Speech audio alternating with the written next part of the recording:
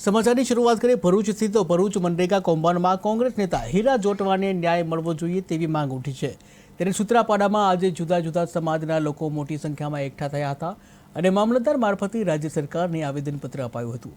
આવેદનપત્રમાં જણાવાયું કે હીરાભાઈની સીધી કોઈ સંડોવણી છતાં પણ તેમના જે પુત્રની ધરપકડ કરવામાં આવી છે। ભાજપ નેતા પુત્રને એક જ દિવસે જામીન મળી જાય છે। હીરાભાઈ ઉપર તાનાશાહીપૂર્વક કાર્યવાહી કરવામાં આવી રહી હોવાના આક્ષેપ પણ કર્યો હતો અને જો તેમની રાહત ન અપાય તો રાજ્યભરમાં આંદોલનની ચીમકી ઉચ્ચારાઈ છે। સમર્થકોનું કહેવું છે કે હીરા જોટવા સામેની કાર્યવાહી ન્યાય વિરુદ્ધ છે અને સરકાર તાત્કાલિક હસ્તક્ષેપ કરે।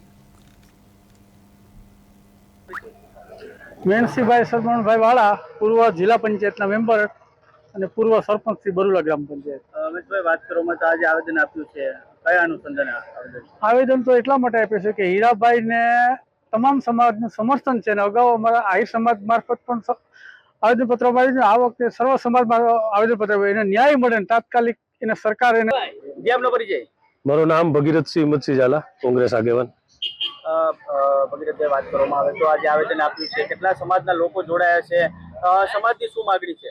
સૂત્રાપાડા તાલુકના સર્વે સમાજના ગામડાથી આવેલા લોકો એક સાથે અહીંયા મામલતદાર સાહેબને આવેદનપત્ર આપવામાં આવ્યા છે કે ભરૂચમાં જે તપાસ મનરેગા હેઠળ કરવામાં આવી છે એમાં હીરાભાઈ અને તેના પુત્રની ધરપકડ કરવામાં આવી છે, જ્યાં તે હીરાભાઈનું કામ હતું મૂળ સપ્લાયરનું હતું, ના કે કોઈ ઓલી વસ્તુ, કારણ વગરની સરકાર તેમને દબોચી લઈ